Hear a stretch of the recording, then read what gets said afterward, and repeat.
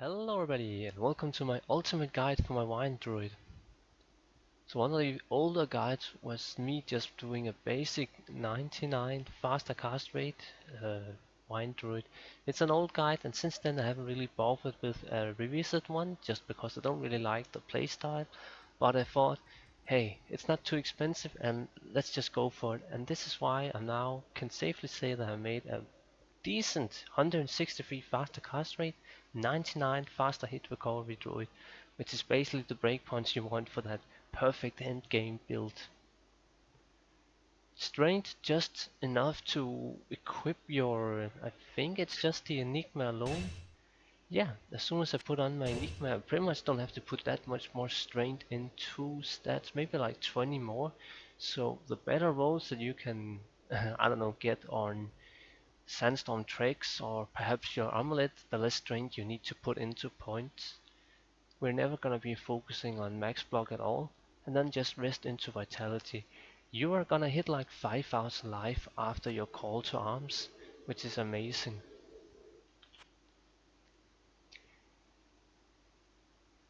Mana can be an issue just because it's a very mana costly way to play. So Tornado mana cost only at 10, doesn't seem like a lot, but when you're also spamming teleport all the time, it actually costs quite a bit of mana. So if you feel like 5000 life is not needed at all, when you're also gonna be capping resist, you could perhaps put some points into energy, but that is a personal choice. Again, we're going to be capping resistance and getting just, not the worst amount of defense, but at least just something. We could also quickly take the Merc out of the way just now, just before we move on. Obviously, cause of Tornado being physical damage, it's going to be Reaper's Toll with an increased attack speed dual, enhanced damage in it. Treasury, just for that nice fade and the 44% faster attack speed. And Gulliam's face again with an increased attack speed dual and enhanced damage. This little setup here is just the ultimate Merc damage setup. There's never gonna be a Merc damage setup that's gonna do more damage than this one. It's also gonna help on breaking physical immunes, and the Merc itself is completely overpowered in survival, especially when he has his fate procced from Treasury. It's never gonna die. Like, this is the most bulky, the most survivalist build of any mercs I have ever done.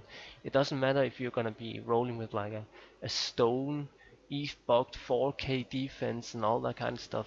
This is the best setup for survival of a merc, so this is what we're gonna go with, especially just because it actually helps on your own damage a lot.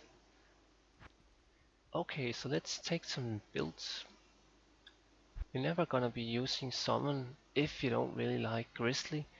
It's a personal choice to take Grizzly. I feel like the points to take Grizzly, it's okay, and that's why we go with just 1 point into Grizzly. And then you're gonna be maxing or putting remaining points into Oak Sage. If you feel like, running around with, I don't know, 2000 life or whatever is fine. You could actually not even use Oak Sage at all and put remaining points into Grizzly just to get a really strong Grizzly, which is again another choice that you can consider. We're never going to be using any points into Shape, and then the rest of the points are just going to go into Hurricane and Tornado as the can say the most two important skills, and then synergizes with Twister and Cyclone Armor.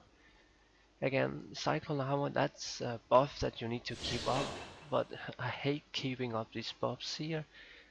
I suppose if I was gonna go into like Bale's minions room, and that's gonna be like all sorts of crazy elemental mobs up like the lightning ghost, whatever they are now called. Yeah, you know what I'm talking about. They always fucking kill you even with cap resist. Then I suppose I could precast Cyclone Armor before that. But yeah, that's pretty much it for the build. Pretty freaking simple right there. Okay, time for the fun part, the gear. So if you really don't like getting that 163% faster cast rate, either because A, you can't afford it, which, I couldn't really bother with it before either, because it's kind of expensive. You can go with a Yellows and a Mars amulet. These two items are just so nice together. Like, they're gonna give you all the good stuff, like resistance and faster hit recovery for Yellows and whatnot. It's like a 99 setup that I had before, way back in 2014 when I first uploaded. Using these two items are still totally fine and everything. But getting to 163% faster cast rate means that you can Tiller Stomp faster while casting out Tornado faster, which is just very important for the damage and the, what can I say, the flow of the gameplay itself. So this is why the guide is pretty much just gonna be faster cast rate, faster cast rate, faster cast rate, all around. But there is a little thing I do want to highlight here. I get 163%, just exactly 163, not 164 and so on. 163% exactly with this gear. And that is just how tight it is. So I'm using a 35% faster cast rate spirit, but the amulet is only 18%. So currently I could get 2 extra faster cast rate. And that is one of the problems with this build, is that it requires so specific gear. Now, there is another way to go, and that is using a faster cast rate ring, a second ring here, or um, Suicide Brands, which is a weapon that is worse than Hoto, but it gives 50% faster cast rate. That weapon or a Wizard Spike, getting that 10% faster cast rate extra, or a 10% faster cast rate extra on the ring, means that you could get a worse amulet with less faster cast rate, which means that the cost is going to be a lot less. Or you could maybe even go with a Wizard Spike there and another faster cast rate there, and then not even have this little helm here. But yeah, that's a lot of choices there. But basically, 163% faster cast rate sucks to get. So crappy, and you just have to plan it ahead before you make your final purchases on items and all that stuff. But yeah, let's talk about the faster cast rate on the gloves. Try to get these ones upgraded if you can. It's a lot of fun just perfecting the builds. A Stronger Jordan for that extra mana and +1 skills. Iraq, try to get this one with enhanced defense that is kinda high. This ring here, it doesn't look like a lot, but it's just so perfect for my specific needs. I need the faster, the fire resist a lot. The strength means that I'm gonna get easier to 156 strength, which actually means that this ring, instead of the 19 strength, you could actually say this has like 50 life. After Call to Arms, Sage and Oak Sage and all that stuff. Pretty insane getting strength on a ring for this specific build. And then the 1 mana after each kill is not completely useless. And yeah, it's a great little ring and it's not too expensive and it fills all my criteria. Now, Sandstone tricks. Ethereal of course, just because, well, I actually had a pair lying around. Um, great boots. I mean, you're gonna need the 20% faster hit recovery. The strength and the vitality, that is just, again, converted to vitality, which is gonna be a lot more health. Maybe not a lot more, but at least more health than Elder's boots, and that is why we go with this. Now, if you didn't need the faster hit recovery, I would suggest that you use Elder's boots instead. But I actually do need the faster hit recovery to hit 99 easier, so that's why we go with this. Try to get this one way again with enhanced defense, 35% faster cast rate. Enigma again, enhanced defense, and it should be a mage plate. Like a mage plate doesn't even look bad on a druid as well, so like a mage plate is a great base. Hoto, try to get this one as high resist as you can. And yeah, let's talk a little about the amulet before we get on to the little more exciting part here, the helm.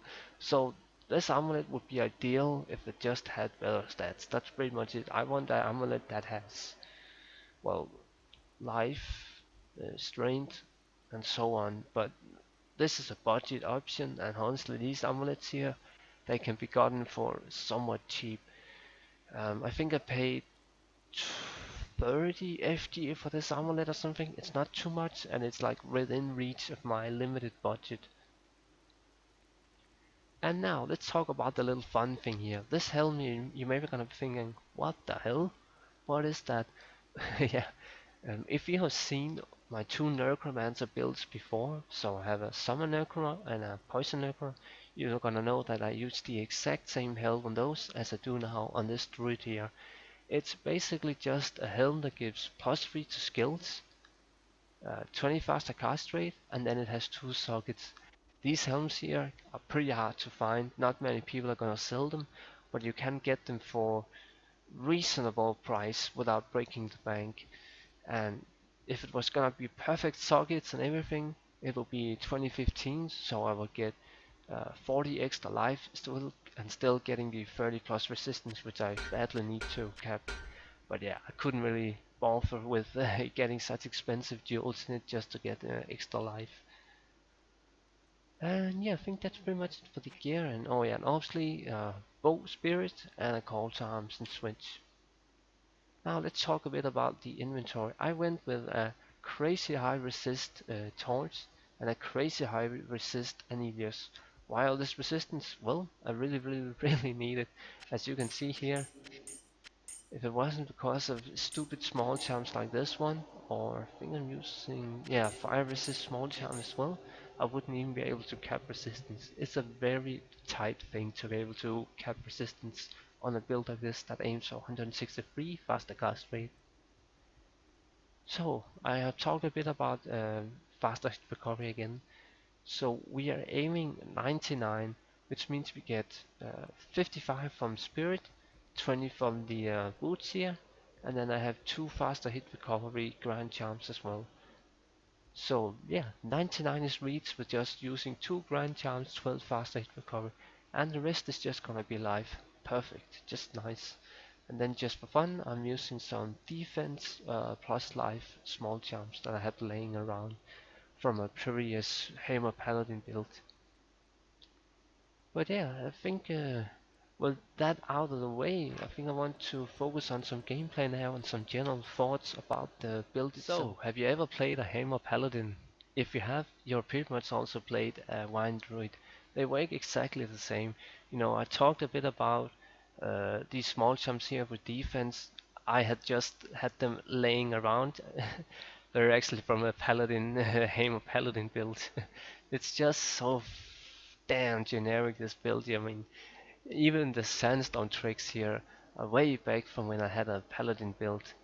Honestly, these two builds play exactly the same, just as where Tornado is, you know, Tornado, and Hammer goes around the character, which is a little more AoE friendly. And obviously on a Hammer Paladin you're gonna get more survival, less life, but you're gonna get max block and all that kind of good overpowered stuff, way more defense as well. But yeah, honestly, the Hammer Paladin is probably the better build than the Wine Druid, if I had to be honest. But yeah, if you play what you like, that is the most important part. But yeah, so you're in a new game and you start the gameplay, you're obviously gonna go and get your bow up, so you have the +1 scalar. Now, you get +1 in this one, but you get +3 in Heart of Oak. So you're gonna be doing Cylon armor with these two weapons on the normal weapons. And when those are up, you know, the Spirit and the Bear, you're gonna go back in. Well, if you even can be asked with that, it's such an annoying way to buff up. And then you're gonna get battle orders on the pets themselves. And there you go. Then you are ready to play again. I want to talk quickly about the keybinds as well. As you can see, I'm pretty much just using 2 abilities only. So on W I have my Hurricane off, which I have to keep up every minute, well even 15 seconds, which sucks because it's such a annoying spell to keep up. But yeah. And then Tornado, just be able to precast without having a target. You know, you're waiting for a boss to spawn or whatever. And then obviously we have to use this spell. This is like the best spell in the game, so you're obviously gonna remember to bind this one, because it's yeah, this is a very great spell. And then teleport on T, just because I like that bind. Yeah, I don't think there's much more to really cover, so let's cut it here and then we can do some gameplay. So let's do some Chaos Run in a semi-full game. Obviously this build is not gonna have that high damage to really perform well on such a high player game, but I want to show off the build in a way that, you know, shows it off in the best way, I suppose.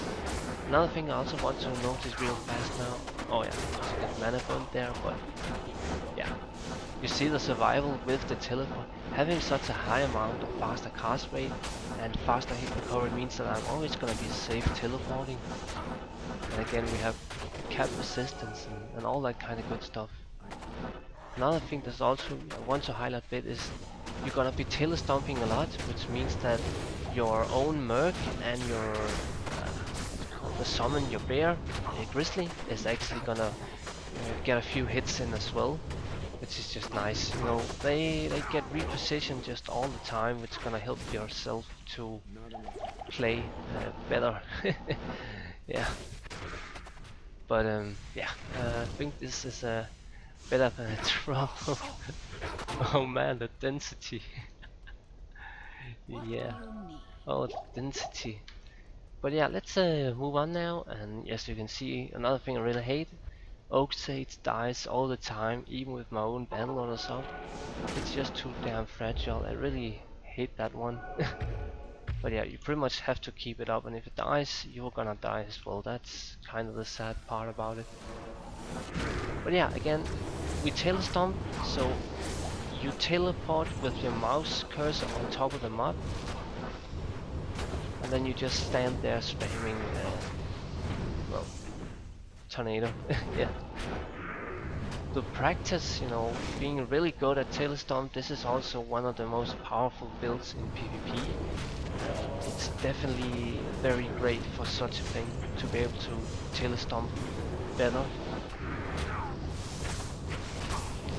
Another thing I also want to highlight again, I talked a bit about putting raw points into energy. As you can see, my energy is just depleting so fast with this sort of gameplay here, where you are always gonna be spamming your mana and your teleport.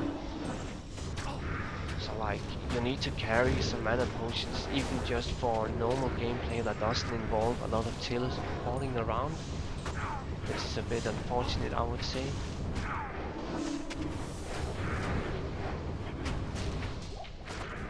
But yeah, I should probably also remember to keep up my hurricane. You. But yeah, like I don't even feel like the hurricane is like, yeah, of course it does good damage and all, but like let's just go and test it against these Djuntas here. It's like you see the damage is there, they are gonna die, but it's like 10 ticks. Hurricane keeping it up so often, I mean every 50 seconds, that's a short duration and everything. Don't even like to keep it up, but yeah, maybe I'm just lazy, I suppose. Now, one thing I do want to mention is that it's great with some slow AoE, so it can be a safety net as well, being able to slow mobs as well with Hurricane around you, but yeah, it's a minor little thing, I suppose.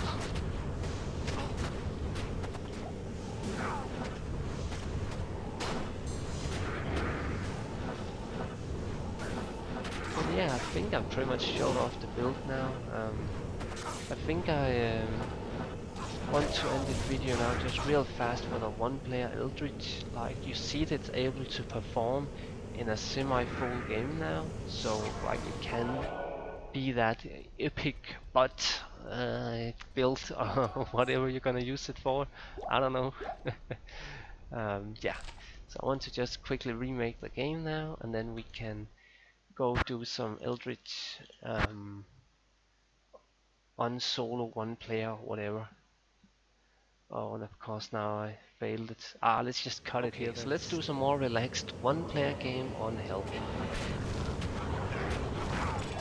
As you can see, the one player level is really where the build starts to shine pretty much.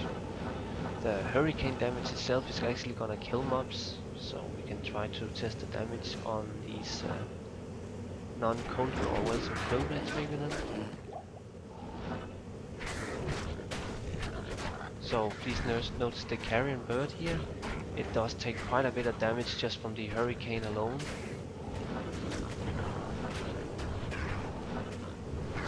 and like then you just enjoy the fun. I mean, it's pretty much just gonna one-shot most builds, and again, tornado damage at almost 6.5k max damage. That's pretty damn sweet.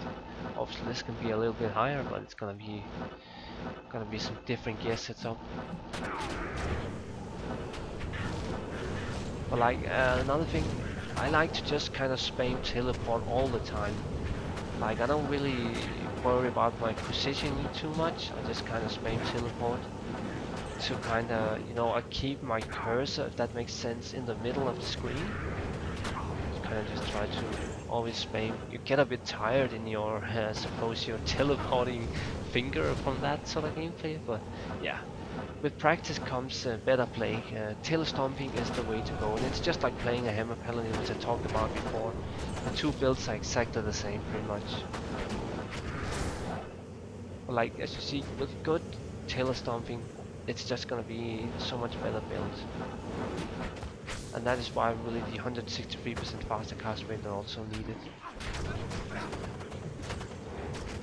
Like you see here, on one player, Hurricane really just starts to do so much damage.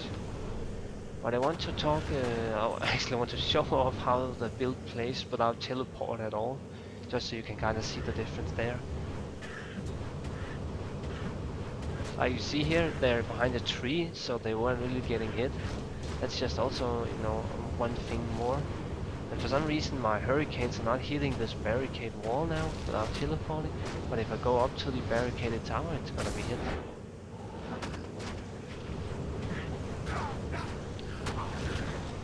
Obviously, without teleport, you can kill mobs. It's not like you can't, but it's just gonna be more managed usage, more unnecessary clicks on your mouse, all that good stuff.